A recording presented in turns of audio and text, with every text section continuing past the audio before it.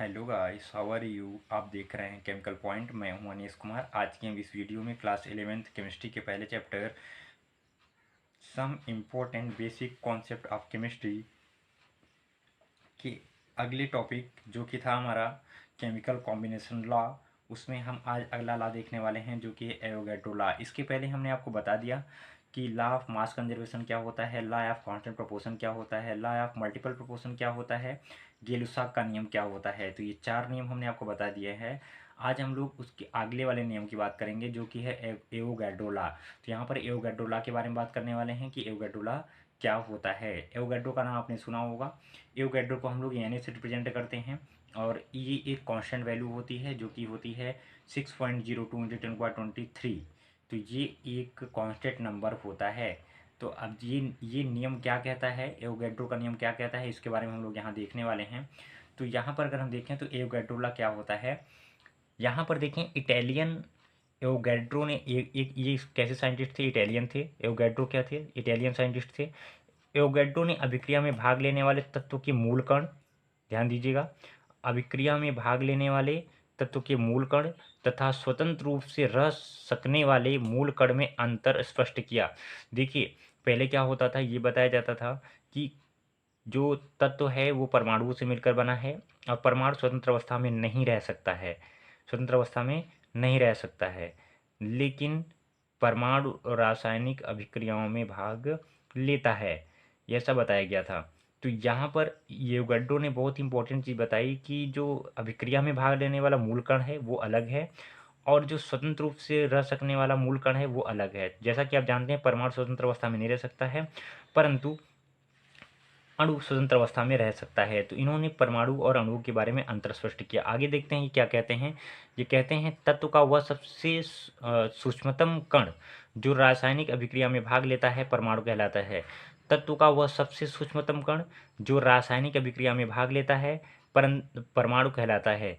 हमने भी बताया आपको कि परमाणु रासायनिक अभिक्रिया में भाग लेते हैं, तो वही यहाँ पे बोला जा रहा है कि तत्व का वह सबसे सूक्ष्मतम कण जो रासायनिक अभिक्रिया में भाग लेता है परमाणु कहलाता है। तो यहाँ पर अगर हम देखें तो इसका स्वतंत्र अस्तित्व हो भी सकता है और नहीं भी हो सकता है, ये इंपॉर्टेंट है। इसका स्वतंत्र अस्तित्व हो भी सकता है, यानी कि परमाणु का स्वतंत्र अस्तित्व हो भी सकता है और नहीं भी हो सकता है। ऐसा किसने बताया, एवोगैड्रो ने बताया कि परमाणु स्वतंत्र अवस्था में रह भी सकता है या नहीं भी रह सकता है। यहाँ पर अगर देखें तो आगे क्या बोल रहे हैं, ये बोल रहे हैं वह छोटा कण जिसका स्वतंत्र अस्तित्व होता है अणु कहलाता है। जिसका स्वतंत्र अस्तित्व होगा वो क्या कहलाएगा, अणु कहलाएगा।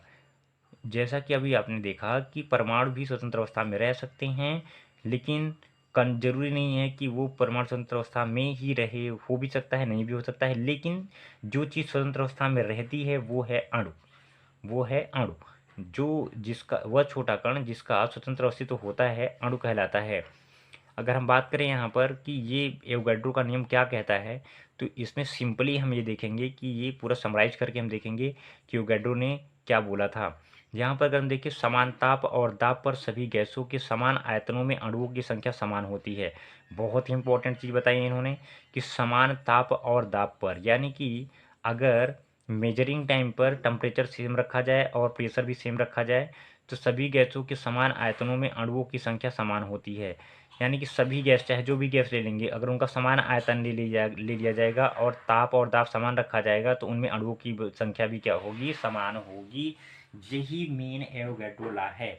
समान ताप और दाब पर सभी गैसों के समान आयतनों में अणुओं की संख्या समान होती है। ये आपको याद रखना है कि एवोगैड्रो ने क्या बोला था कि समान ताप और समान दाब पर सभी गैसों के समान आयतन में अणुओं की संख्या समान होती है। यानी कि अगर टेम्परेचर सेम रखा जाए, प्रेशर सेम रखा जाए और आयतन सेम रखा जाए तो कोई भी गैस ले लेंगे उसमें अणुओं की संख्या आप काउंट करेंगे तो एक बराबर आएगी। तो यहाँ पर इसको हम एक दूसरे वे में भी देख सकते हैं कि दूसरा वे क्या है, समान ताप और दाब पर सभी गैसों के समान आयतनों में अणुओं की संख्या समान होती है। ये तो हमने देख लिया। सभी गैसों के अणुओं की समान संख्या समान ताप और समान दाब पर समान आयतन घेरती है, समान समान आयतन घेरती है, ये भी है। ये इसको हमने अलग वे में बोल दिया है, सेंस वही है कहने का। देखिए सभी गैसों के अणुओं की समान संख्या, यानी कि अगर जितने भी गैस हैं उनके अणुओं की समान संख्या जो है वो समान ताप और दाब पर, यानी कि सेम टेम्परेचर और प्रेशर पर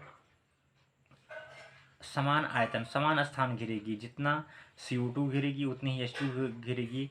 अगर उनका एक एक लीटर लिया जाए, उनका एक एक लीटर लिया जाए और टेम्परेचर और प्रेशर को क्या रखा जाए, सेम रखा जाए।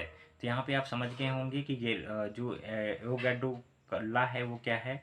समान ताप और दाब पर सभी गैसों के आयतनों में अणुओं की संख्या समान होती है, या सभी गैसों के अणुओं की समान संख्या समान ताप और दाब पर समान आयतन घेरती है। यहाँ पर अगर हम देखें कि जो एग्जाम्पल अगर लेते हैं हम यहाँ पर, तो हाइड्रोजन तथा क्लोरीन की अभिक्रिया पर एवोगैड्रो का नियम का प्रयोग करेंगे हम लोग। कैसे, किस प्रकार से हम समझ सकते हैं एक अभिक्रिया पर कि जो एवोगैड्रो है, एवोगैड्रो लॉ है, वो किस प्रकार से लागू होता है। तो यहाँ पर अगर हम देखें तो हाइड्रोजन और क्लोरीन आपस में मिलकर के हाइड्रोजन क्लोराइड बनाते हैं। हाइड्रोजन क्लोराइड बनाते हैं। अगर इसका एक वैल्यूम लगा रहा है हाइड्रोजन का, तो क्लोरीन का भी एक वैल्यूम लगेगा। और हाइड्रोजन क्लोराइड का कितना वैल्यूम मिलेगा आपको, 2 वैल्यूम मिलेगा।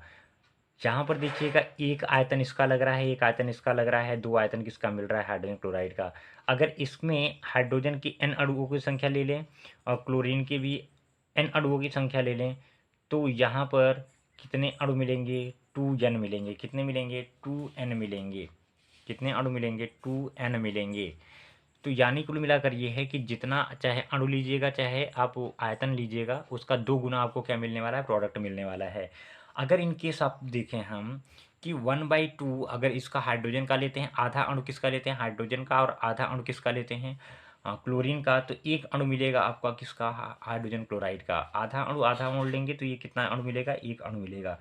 तो मतलब ये है कि जो है कि समान ताप और समान दाब पर सभी गैसें जो होती हैं, देखिए यहाँ पर क्लोरीन भी गैस है और हाइड्रोजन भी गैस है। तो यहाँ पर अगर उनका जो टेम्परेचर और प्रेशर सेम रहेगा तो वो समान आयतन घेरेंगे।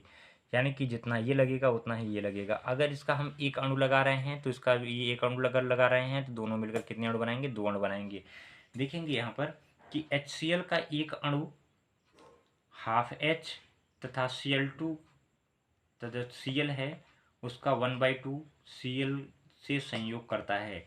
ये इम्पोर्टेंट है। यानी कि आधा इसका लगेगा, आधा इसका लगेगा, तो एक अणु बनेगा। ठीक है। अब एक अणु का आधे अणु का मतलब है क्या, एक परमाणु। आधे अणु का मतलब क्या है, एक परमाणु। यहाँ पे अगर रिजेक्शन लिख दें हम तो आपको समझ में आएगा। देखेंगे अगर हम यहाँ पर, तो ये जो है ये H है और ये Cl है। ये आपस में देखिए यहाँ पर ये H2 और Cl2 ये मॉलिक्यूलर फॉर्म में है, एक अणु इसका एक अणु इसका। तो 2 अणु किसका मिलेगा, आपका HCl का मिलेगा। अगर हम इसको एक एक अणु ले रहे हैं, मतलब कि इसका H प्लस इसका H, तो क्या हो जाएगा, ये 2 नहीं बनेगा, केवल क्या बनेगा, HCl बनेगा। क्या बनेगा, HCl, यानी कि इसका एक अणु बनेगा, क्योंकि आधा ये लग रहा है और आधा ये लग रहा है। H और Cl आधे आधे लग करके कंप्लीट एक अणु बना रहे हैं, किसका, HCl का। तो यहाँ पर हमने ये देखा कि एवोगैड्रो का नियम क्या होता है। अगर हम एप्लीकेशन की बात करें कि एप्लीकेशन क्या है इसका, तो देख सकते हैं यहाँ पर एप्लीकेशन में, एप्लीकेशन ऑफ एवोगैड्रो का नियम, यहाँ पर हम देखेंगे कि एवोगैड्रो के नियम का अनुप्रयोग क्या है। तो एवोगैड्रो के नियम का अनुप्रयोग आप देख सकते हैं यहाँ पर। सबसे पहले है कि तत्वों की जो परमाणुकता है ज्ञात करने में। परमाणुकता का मतलब क्या होता है, एटॉमिसिटी क्या होती है। मान लेते हैं कि कोई भी एक कंपाउंड आपको दिया गया है, जैसे CO2 दिया गया है, तो CO2 में आप देख सकते हैं कि एक कार्बन है और 2 ऑक्सीजन है। मतलब कि यहाँ पर कुल कितने परमाणु हैं, 3 परमाणु हैं। 3 परमाणु मतलब कि ये इसकी एटॉमिसिटी परमाणुकता कितनी हो जाएगी, 3 हो जाएगी।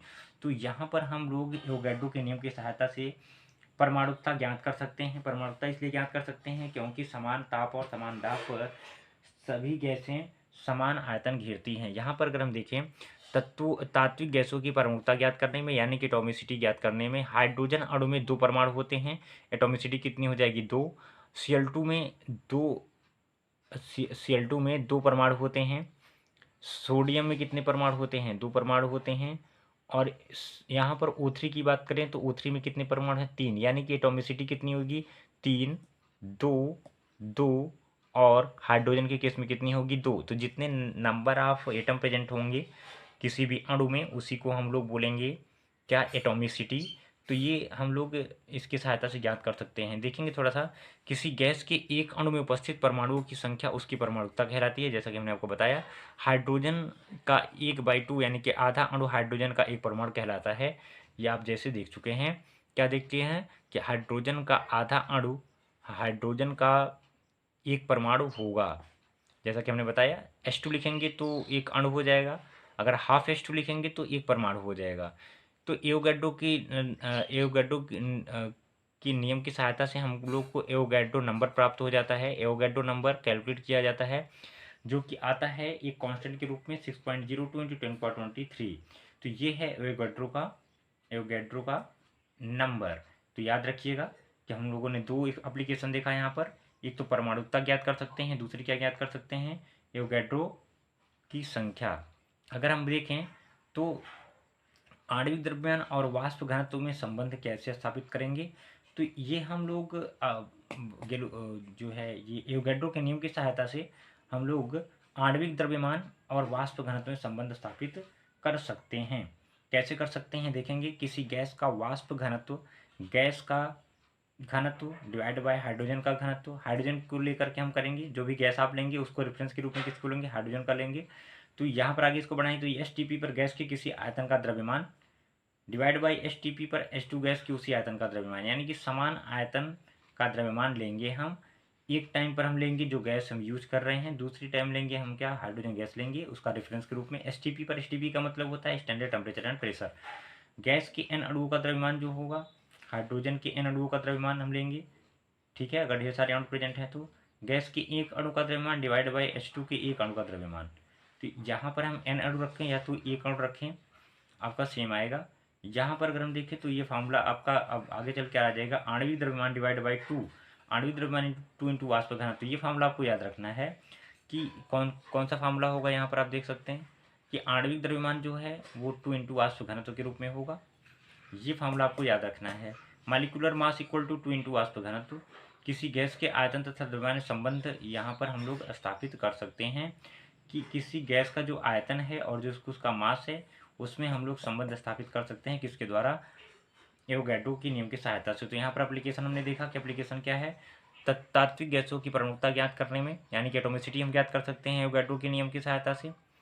एवोगैड्रो नंबर ज्ञात कर सकते हैं जो कि होता है 6.02 इंटू 10^23। आणविक द्रव्यमान और वाष्प घनत्व में हम लोग संबंध ज्ञात कर सकते हैं जो कि होता है आणविक द्रव्यमान इक्वल टू 2 इंटू वाष्प घनत्व। और किसी गैस के आयतन और द्रव्यमान में संबंध स्थापित कर सकते हैं। तो आज हमने इस वीडियो में ये देखा कि एवोगैड्रो का नियम क्या होता है और उसके क्या एप्लीकेशन हैं। तो नेक्स्ट वीडियो में हम लोग नेक्स्ट टॉपिक के साथ में मिलेंगे। और आप लोग को अगर इस वीडियो में इस टॉपिक में कोई प्रॉब्लम है तो आप लोग कमेंट सेक्शन में ज़रूर बोल सकते हैं। तो मिलते हैं नेक्स्ट वीडियो में, तब तक के लिए थैंक यू, टेक केयर।